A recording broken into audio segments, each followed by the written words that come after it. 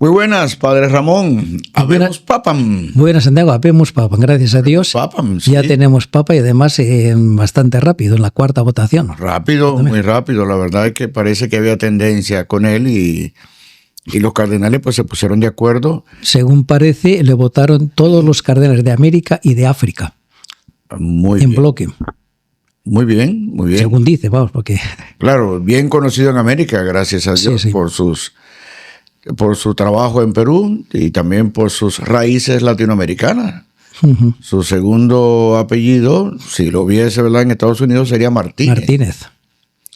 Que yo no sé si es verdad o no, pero se está especulando que el abuelo de él era dominicano. Bueno, yo he leído muchas versiones. Sí, versiones. Uno de que si era, su madre era española de Murcia, otra que si era ecuatoriana, otra que si era peruana. Sí, bien. Pero bueno, ese no es el caso tampoco. Bueno, muy bien. La versión dominicana presenta un acta de nacimiento, pero bueno, vamos a ver. Bien, vamos a lo que se dice más adelante, pero bueno. De todas maneras, es un papa con un sentimiento latinoamericano bastante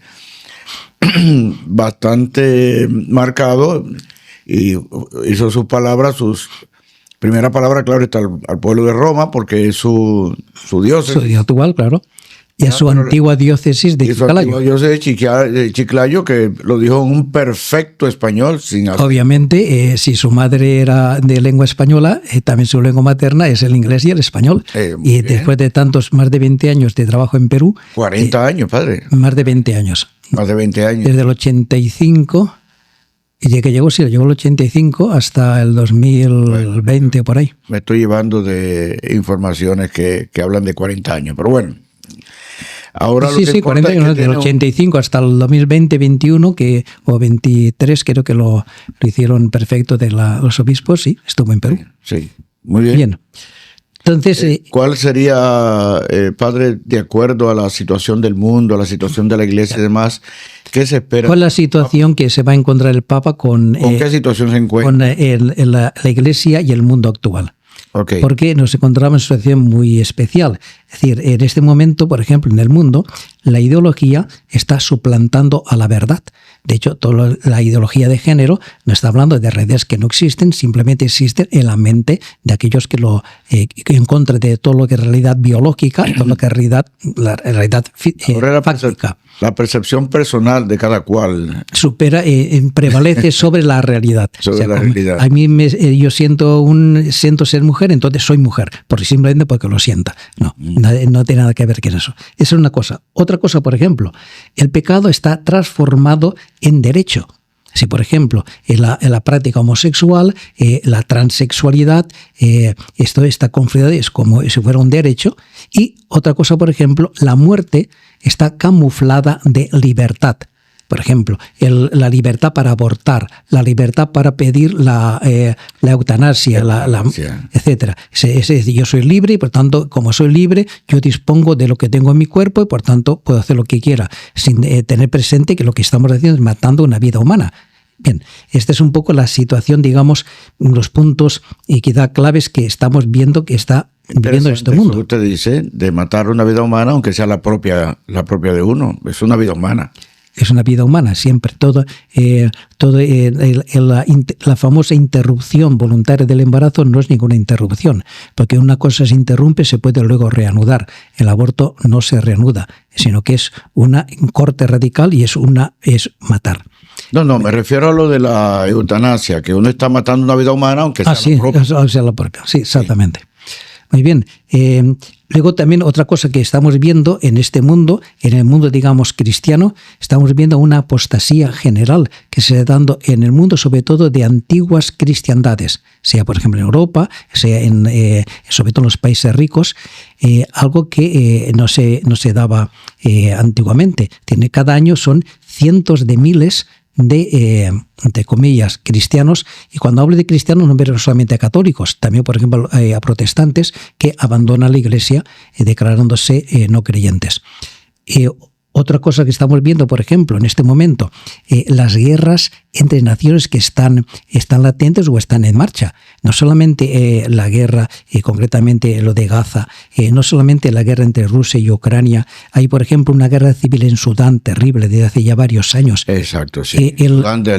Sudán, sí. No, Sudán, sí, pues la otra es Sudán del Sur. Sí, sí. Que también hay sus... Fue anteriormente, hubo entre Sudán del Norte y Sudán del Sur, es que eso logró la independencia. Ahora es dentro del mismo Sudán donde se están dando estas diferencias entre dos realidades rivales. O bien, por ejemplo, la de Yemen con los hutíes. Los hutíes es un grupo rebelde del Yemen. Están las fuerzas gubernamentales del Yemen que controlan la mitad del país y los hutíes que controlan la otra mitad. Y en este momento hay una escalada de violencia que puede ser muy peligrosa entre la India y Pakistán. Por ejemplo, es una constante que estamos viendo en nuestro mundo. Hace 80 años, ayer mismo se celebraron los 80 años del final de la Segunda Guerra Mundial en Europa. Pero desde entonces no han cesado las guerras, digamos, no mundiales, pero sí parciales, pero tan cruentas como la Segunda Guerra Mundial a nivel local. Y esta es la situación que estamos viviendo ahora. O bien, por ejemplo, los desastres naturales que estamos observando, porque es prácticamente la naturaleza la que se revela contra los desmanes y el pecado del hombre, en definitiva. Pues bien, es decir, que estamos viviendo un mundo en que el mal está convertido en virtud, mientras que el bien es perseguido. Cuando uno predica el bien, eso aquel es un retrógrado, es un fundamentalista. En cambio, aquel que predica el mal es una persona que hay que alabar, que es progresista. Y esto me recuerda una advertencia del profeta, creo que es el profeta Isaías, que dice: «Ay de aquellos que llaman bien al mal y mal al bien», porque entonces están desvirtuando toda la realidad y esto lleva necesariamente al desastre, porque no se puede vivir en la mentira, sino que tenemos necesidad de vivir en la verdad. Por tanto, esta es un poco la situación a nivel global que podemos ver en el mundo. Y también dentro de la Iglesia, vemos que la Iglesia actualmente está sometida a ataques desde todas las direcciones. Hay, digamos, un ataque desde dentro que proviene de la propia debilidad de la Iglesia, como es, por ejemplo, el asunto de la pederastia, que tanta cola está llevando, porque es verdad, es una realidad que precisamente la raíz de todo esto, una de las raíces más importantes está en la revolución sexual que hubo en los años 60 del siglo pasado y que da una deficiente formación en los seminarios. Con el informe Kinsey y demás. Sí, que llevó a esta situación. Entonces, este asunto, que es una lacra dentro de la Iglesia, pero no solamente de la Iglesia, recordemos que es una lacra dentro del mundo, que lo que se da dentro de la Iglesia es una mínima parte de lo que se está dando en el mundo. Aunque no debiera darse nada. Aunque no debiera darse nada. Es el mal de la Iglesia, que no debería darse nada por su propia naturaleza. Este pecado tiene que estar erradicado completamente, y esa es la labor que está haciendo la Iglesia en los últimos años para erradicar esta plaga. Pero recordemos que esta plaga es universal y que la gran mayoría, más del 98 o 99% de los casos, no se dan en la Iglesia, se dan fuera de la Iglesia. Y de esto no se habla tanto. Pero bien, como si fueran víctimas de segunda categoría estas otras. Eso por una parte, pero incluso desde fuera de la Iglesia se están dando ataques contra la Iglesia, con todo el laicismo que estamos viviendo, incluso con leyes que están aprobando los gobiernos que van en contra de la moral de la Iglesia, ya sean leyes del aborto, leyes de la eutanasia, o bien, por ejemplo, incluso directamente contra la Iglesia Católica se están intentando aprobar, no sé si se han llegado a aprobar, pero se están presentando leyes para obligar a los sacerdotes a revelar el secreto de confesión cuando tengan casos de, por ejemplo, de pederastia, cosas por el estilo. Por ejemplo, en Australia creo que se lanzó una ley, no sé si se llegó a aprobar, en el estado de Montana y el estado de Washington, en Estados Unidos, también se han propuesto leyes de esas que no han prosperado, pero vemos la tendencia que se está dando. Y creo que también, no sé si en Suecia o en Noruega, también se intentó una especie de ley en este sentido. Claro, la Iglesia ha dicho que eso es imposible, que el secreto de confesión es inviolable y que, por tanto, incluso ha habido en la Iglesia mártires por no revelar el secreto de confesión. Entonces, aunque el ataque del mundo contra la Iglesia es muy directo, pero Esto también está, digamos así, son ataques que vienen del demonio. O bien desde dentro de la Iglesia hay también con muchas personas, incluso obispos y demás, que buscan la connivencia con el mundo. Esta es un poco la situación que estamos viviendo en nuestro mundo. Entonces, ¿qué es lo que hacer esta situación? Es el hecho, por ejemplo, de que el Papa haya elegido el nombre de León, con León XIV, es significativo. Hay detalles que son significativos en los papas. Uno de ellos es la elección del nombre. Pueden elegirlo por diferentes motivos, pero el hecho de León quizás nos remite a los leones que han precedido en el ministerio de Pedro. Oye, León Magno, por ejemplo. León Magno, León I, León Magno, o León III, que fue el que coronó a Carlomagno, etcétera. Pero quizá el más significativo, por ser más reciente, es León XIII. León XIII, que es el Papa de la doctrina social de la Iglesia, con la Rerum Novarum. Rerum Novarum, sí. Pero es también es una de las características más importantes. Otra de sus características es la lucha contra el modernismo que se estaba enfrentando dentro de la Iglesia y que llevó a culmen su sucesor, San Pío X. Pero también es fundada por una característica propia. De hecho, en el año 1884, estando después de celebrar la misa, el Papa tuvo una visión. Dice que su rostro se desencajó y se fue directamente a su despacho y allí escribió una oración, la oración a San Miguel, y que mandó que se leyera después de todas las misas en el mundo. Y de hecho esta oración se fue leyendo todas las misas hasta el Concilio Vaticano II, que se suprimió, pero que el Papa Francisco pidió, no dentro de la misa o al final de la misa, sino que se rezara también en el mundo. Juan Pablo II también tuvo bien presente esta veneración a San Miguel, ¿verdad? Que pide a San Miguel que nos defienda del enemigo, que nos defienda del maligno. Exacto. O sea, hay varios santuarios a San Miguel que vienen desde Inglaterra hasta América y que están todos en línea recta. En una línea recta, sí. Desde Irlanda hasta San Miguel del Gárgano, cerca de San Miguel Rotondo, pasando por Mont Saint-Michel, en Francia, etcétera. Una serie de... Donde todo esto que dicen la espada de San Miguel, precisamente. Y cada uno de estos sitios es bastante emblemático.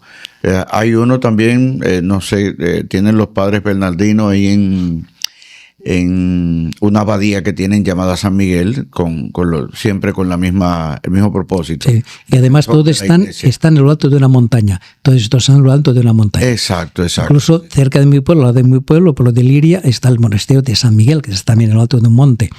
Porque desde ahí San Miguel vigila, para proteger, en este caso a Europa, de los ataques del demonio. Porque así como el cristianismo expulsó a todos los demonios de Europa, a todos los demonios del paganismo, ahora que Europa está perdiendo la fe, estos demonios están retornando otra vez, son mucho peores. Dice el Evangelio. Es increíble la cantidad de personas que están volviendo a la brujería y tarot y todo eso por allí, cosa que era impensable hace unos años atrás. Bueno, pues en esta visión que cuenta el León XIII, dice que él escuchó una conversación entre Satanás y Jesucristo, en el que el demonio le pedía a Jesucristo tiempo para destruir a la Iglesia. Y Jesucristo dijo: te concedo 100 años, pero no la vas a destruir. Esto fue la conversación más o menos en la que escuchó. Pensar en Job. Algo parecido. Sí. O sea, ¿por qué Jesús permite la acción del demonio, el ataque del demonio? Pues esto es interesante, ¿verdad? ¿Por qué se permite ese ataque? Si es un ataque que Jesucristo va a permitir a su propia iglesia, ¿por qué tiene que pasar esto? Para purificarla. Así como a Job, el ataque del demonio contra Job lo que hace es purificar a Job. Job, que sí conocía a Dios, lo conocía porque le iba bien, porque ya estaba muy bueno, pero todo esto le hace reflexionar y decir al final: antes te conocía de oídas, ahora te han visto mis ojos. Entonces hay una purificación de la actitud de Job frente a Dios. Y lo mismo ocurre con la Iglesia. La persecución es una purificación de la Iglesia. la Iglesia, que ahora en estos momentos sabe un poco rancia, está un poco sosa porque la sal se está desvirtuando, está en penumbra porque la luz no brilla con toda su intensidad, sobre todo en los países de antigua tradición cristiana, por ejemplo en Europa, en el norte de América, en Australia, en fin, todos estos países. También algunos países nuestros. Y también esa corriente está llegando también a nuestros países. Ayer leía que el ministro de Educación de Colombia, de Petro, estaba diciendo que los hijos pertenecen al Estado. Sí, eso es pura propaganda, es la pura ideología comunista. Esa es la realidad. Los hijos pertenecen al Estado, no a los padres. Y que si van a... Era para obligar a la vacunación, pero el caso era ese. Sí, sí. Bien, entonces ¿es por qué lo permite? Porque la Iglesia se purifica con la persecución. Por tanto, ¿qué es lo que estamos necesitando en este momento ante esta situación? Estamos, en primer lugar, ser personas de oración. ¿Cuántas veces la Iglesia ha pedido que se rece el rosario para ayudar en la renovación que necesita el mundo? Se pidió tanto ahora que con tanta especulación para el cónclave, lo que la Iglesia pidió fue oración a los fieles. Sí, sí. La oración es necesaria, como también es necesaria la adoración al Santísimo, el estar, porque hacer presente lo que es la divinidad en un mundo que está viviendo totalmente al margen de la trascendencia. Gracias a Dios se están abriendo cada vez más capillas de adoración perpetua en diferentes iglesias donde los fieles pueden pasar allí un rato de adoración ante el Santísimo. Pero esto es esencial, es fundamental, porque como decía el demonio en un exorcismo, cada rato que una persona pasa ante el Santísimo es como un ataque directo hacia ellos, porque hacemos presente nuestra fe en Jesucristo, en la que está presente en el Santísimo, en el Sagrario. Lo increíble de todo esto, padre, no sé, digo increíble por decir una frase, es que cada vez más hay un montón de psicólogos que están recomendando la meditación, ¿no? Porque las personas no están siendo dueños de sus pensamientos. Hay un montón de personas que tienen pensamientos intrusivos, que asaltan, que no dejan tranquilo y todo lo demás. Y para la persona poder tener control sobre sus pensamientos, que estos pensamientos no le lleven a una depresión, a una ansiedad, a todo eso, una de las armas que tiene la psicología moderna es precisamente la meditación. Y aunque se habla tanto de que del yoga y el hinduismo y todo eso por allí, la oración cristiana tiene tanto poder. Estoy hablando de cosas humanas, sí, simplemente. No. Es que esto es que humanamente esto nos hace tanto... Es que es una necesidad, porque en un mundo que estamos tan saturados de información a todas horas, en que todos son prisa, en todo estar, uno tiene que estar con el celular y con los auriculares constantemente, eso, es necesario un tiempo de pausa, de reflexión, de serenidad, de contemplación. ¿Cuál es la dificultad? ¿Cuál es el problema? Que ¿por qué la gente vive tan atosigada y tan... Porque está muerta. Y por tanto, si se para, si piensa un momento, descubre la muerte que lleva dentro. Por tanto, tiene que estar constantemente fuera para evitar esa situación. Por eso la meditación es necesaria, fundamental, pero es tan complicada, tan difícil, porque la gente no está dispuesta. Porque pensar, pararse un poco, meditar, reflexionar, te hace presente siempre tu realidad que necesita ser cambiada. La verdad es que sí, que la persona, y sobre todo mientras más enredada está, más difícil se le hace pararse un tiempo a meditar, a rezar, en fin, lo que sea. Y eso es esencial para la salud espiritual y corporal de las personas. Corporal. Sí, porque si no la mente estalla. La salud mental es una salud corporal, sí. Tan necesaria como cualquier otra salud. Bien, pues tanto eso es importante, ese tiempo de meditación, de adoración, como también necesitamos una fidelidad a la Iglesia y al Papa. Hace falta la santidad de la gente simple, de los pequeños, de la base de la Iglesia, que esté formada por personas que vivan verdaderamente su fe, que sean firmes en lo que creen. Bien, que el año santo en que estamos viviendo no es santo porque lo declaren santo, será santo en la medida en que nosotros nos acerquemos a la santidad. Yo siempre he pensado, ¿verdad?, que declarar un año santo es decirnos, párate, reflexiona, mira cuál es lo que Dios quiere de ti, qué es lo que Dios está pretendiendo de cada uno de nosotros, lo que nos acercamos a Él, que es la santidad. Y entonces, y eso implica una serie de cosas que sería buenísimo. Bueno, ya hicimos un programa sobre este año santo, pero creo que lo que se hable siempre será poco para llamar la atención sobre esto. Adelante. Por eso necesitamos que la iglesia sea restaurada, y sobre todo desde dentro, porque la iglesia del futuro será una iglesia más pequeña, pero más luminosa, más fiel al Evangelio. ¿Qué más pequeña, padre? Porque ya te digo que mucha gente están abandonando la iglesia. Hay iglesias que se cierran. Por ejemplo, por decirte un caso, en la diócesis de Aachen, de Aquisgrán, en Alemania, calculaban que en 8 años de las 100 y pico parroquias que había iban a quedar reducidas a 11 o 12. ¿Por qué? Y la realidad es que tú vas a Europa y hay muchas iglesias que se están cerrando o se están vendiendo porque no hay fieles y tampoco hay presbíteros que las puedan atender. Y entonces esta es la realidad que estamos viendo. Ya Ratzinger ya lo profetizó hace muchos años cuando era joven sacerdote. Una iglesia más pequeña, pero una iglesia más fiel, más firme. Porque mucha gente, digamos, dentro de la iglesia sobra mucha gente. Es decir, hay mucha gente que son cristianos de nombre, que están bautizados, pero que ni practican, ni creen, ni mucho menos. O sea, estas personas van a ser barridas con el vendaval de la secularización que está llegando a todas partes. Y si uno no tiene una fe firme, arraigada, será barrida por este vendaval. De forma que mucha gente abandonará la iglesia, y entonces, ¿quiénes quedarán? Aquellos que tengan raíces firmes en la fe. Y tanto quedará un resto de gente, la iglesia será menos poderosa, digamos así, pero sin embargo mucho más fiel y mucho más firme, mucho más fuerte. De alguna manera estaremos volviendo a lo que era la iglesia primitiva, una iglesia pequeña que en medio de un mundo pagano, una iglesia mal vista, perseguida. Y sin embargo, esta iglesia fue capaz de restaurar y de transformar el mundo antiguo, porque la sangre de los mártires, una iglesia también de martirio, la sangre de los mártires es semilla de nuevos cristianos y fecunda la iglesia. Y ahora estamos viviendo una situación muy parecida. También la iglesia cada vez está perdiendo más relevancia social, cada vez se está haciendo más pequeña. Es una iglesia que está siendo perseguida en un mundo que es un mundo neopagano, que está volviendo al paganismo.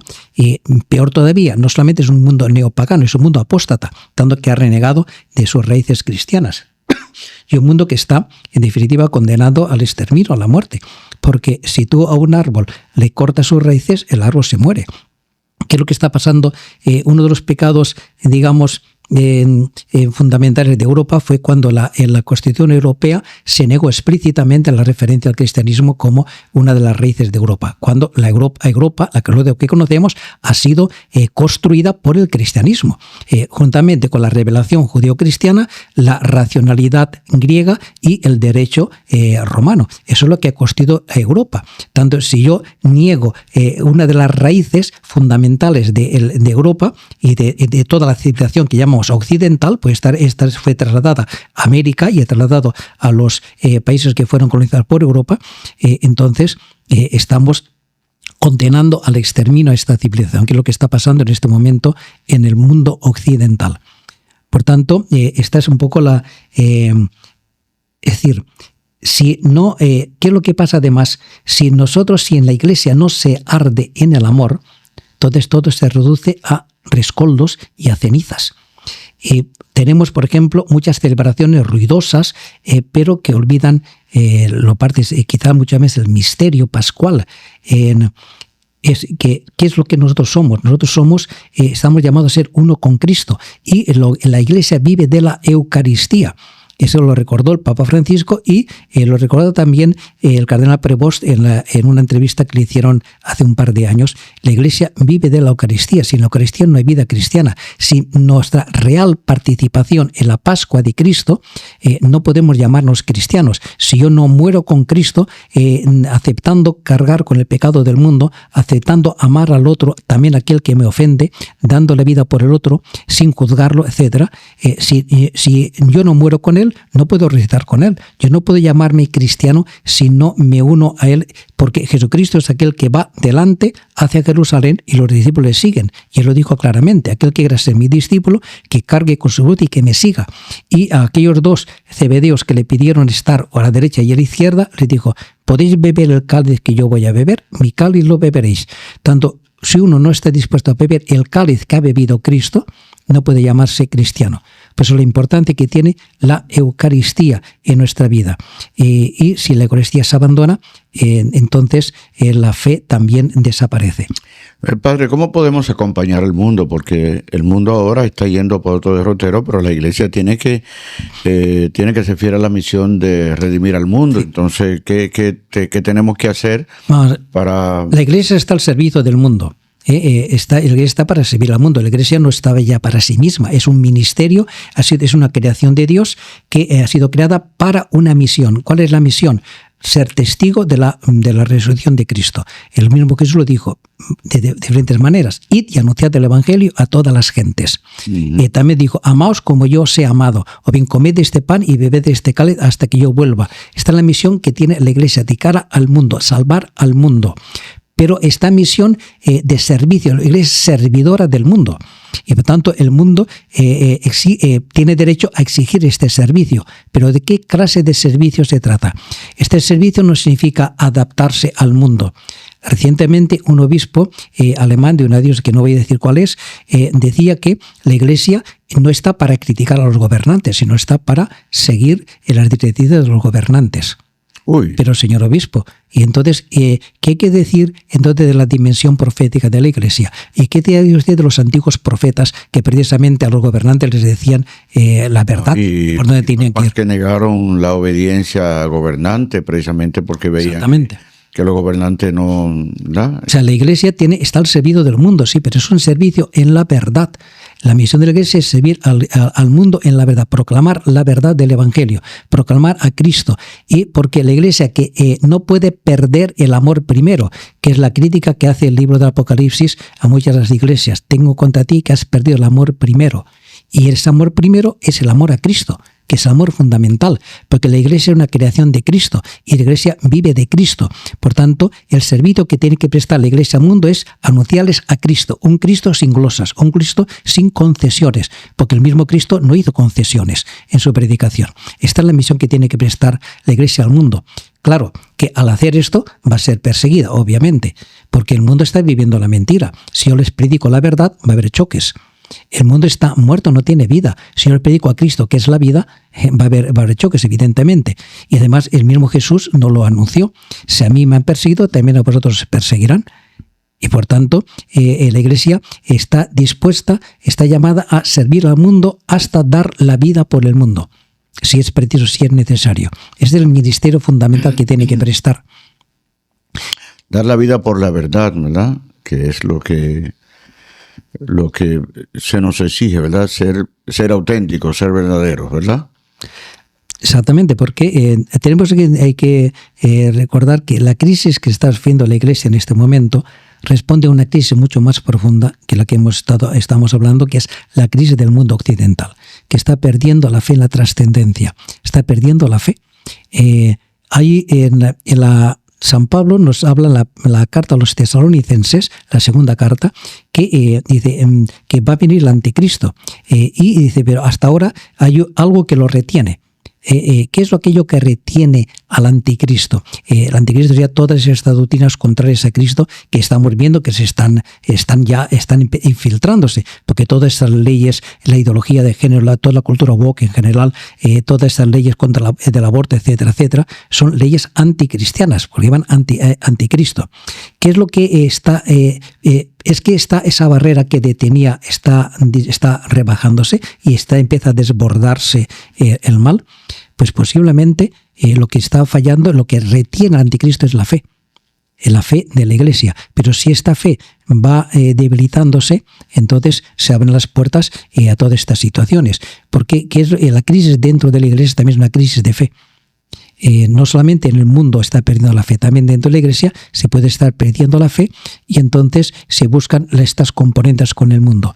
Pues es necesario volver al amor primero. Es necesario, como dice Jesús a Nicodemo, nacer de nuevo, nacer del agua y del Espíritu. Hace falta una renovación profunda de la Iglesia. Bien, entonces frente a todas estas situaciones que se está enfrentando el nuevo Papa ahora, en el cual todos ponemos nuestra esperanza de que lleve a la Iglesia pues hacia la verdad, como es su misión, ¿verdad? Por tanto, la tarea que le espera al nuevo Papa no es fácil, sino que porque estamos quizá atravesando días oscuros de la Iglesia. Ha habido días oscuros de la Iglesia durante mucha época de su dilatada historia. No sé si este es uno de los más duros o menos duros, pero ciertamente es una situación dura, difícil que está atravesando en este momento la Iglesia. Tanto lo que necesitamos es un Papa firme en la fe, un Papa que sea santo y que pueda dirigir la Iglesia desde la verdad, desde la caridad, desde la aceptación a todo el mundo, porque la Iglesia está abierta a todo el mundo. La Iglesia es una Iglesia de pecadores, porque Cristo ha venido a los pecadores, no a los santos, porque no hay santos. Ha venido a los enfermos, no a los sanos, pero una Iglesia que está llamada a la santidad y está llamada a ser fiel reflejo de Cristo y a mostrar ante el mundo la verdad de Cristo, sin miedo, sin temores. Como hablamos en otro podcast anterior, la Iglesia está llamada a ser prudente como serpiente, aunque está llevada como oveja en medio de lobos, tanto a ser atacada y a ser comida, pero es prudente porque defiende lo esencial que es a Cristo, y es sencilla como la paloma porque proclama la verdad simplemente, aunque esta verdad lleve precisamente a que sea atacada y sea...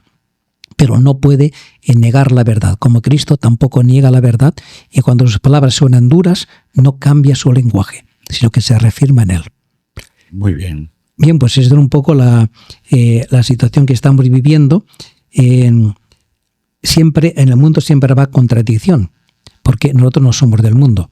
Y Jesucristo lo dijo: yo al elegiros os he sacado del mundo. Tanto en el mundo tendréis contraposición, pero ánimo, yo he vencido al mundo.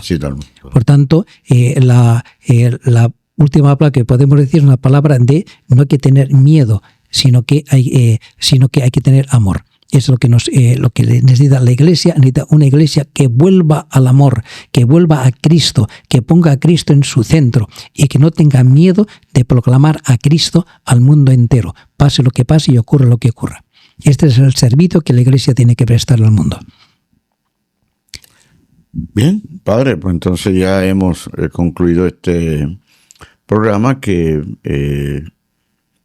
nos presenta la situación del mundo, situación de la Iglesia y cuáles son los retos que tenemos con el nuevo Papa, que estamos todos esperanzados. El Espíritu Santo no puede equivocarse. Nos ha puesto a alguien que llevará a la Iglesia hacia adelante el tiempo que le toque a este Papa. Por tanto, es rezar por el Papa, por León XIV, es rezar también por la Iglesia, rezar también por el mundo, porque la oración es fundamental y es esencial.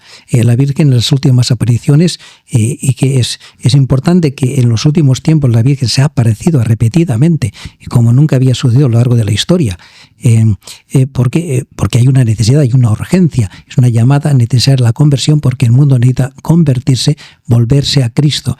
Porque si no vuelve a Cristo, que es la verdad y la vida, está condenado a vivir la mentira y a la muerte. Por eso es esencial, es fundamental el anuncio del Evangelio. Es decir, este librito que dice el libro del Apocalipsis que hay que comer, librito pequeño que hay que comer, que es suave en la boca pero que amarga las entrañas. Esto es el Evangelio, que es suave porque demuestra lo que es la inmensidad del amor de Dios para con nosotros, pero que al anunciarlo y al proclamarlo va a sufrir contradicción y de alguna forma amarga las entrañas, porque es la experiencia que han tenido todos los apóstoles. ¿Cómo acabaron todos los apóstoles? Como Cristo. ¿Cómo acabaron los profetas? La vida del profeta es peligrosa porque siempre encontrará oposición y contradicción. Bien. Pero esta es nuestra misión. Pero lo importante, padre, es que existe la vida eterna. Ciertamente. Tanto, la cosa no acaba ahí, ¿eh? No acaba. No acaba ahí. O sea, para que no tengamos miedo de que perdemos nuestra vida por nada, no la perdemos. Al perderla la ganamos, ¿eh? La victoria final, bueno, no la victoria final, ya ha sido conseguida por Cristo. Esta victoria ha sido ya conseguida por Cristo. O sea, no es que la va a conseguir, es que ya ha sido conseguida. Y el Inmaculado, como dice la misma Virgen, al final mi Inmaculado Corazón triunfará. Y esta es la seguridad que tenemos, no la esperanza, la seguridad. Muy bien. Terminamos entonces por hoy este programa, esperando que puedan escucharlo con atención, que el Señor les dé la claridad y del Espíritu Santo, que les ayude, que les ilumine, que nos ilumine a todos y que acompañemos al nuevo Papa con nuestras oraciones a la Iglesia y al mundo también. Pues nos vemos en el próximo programa.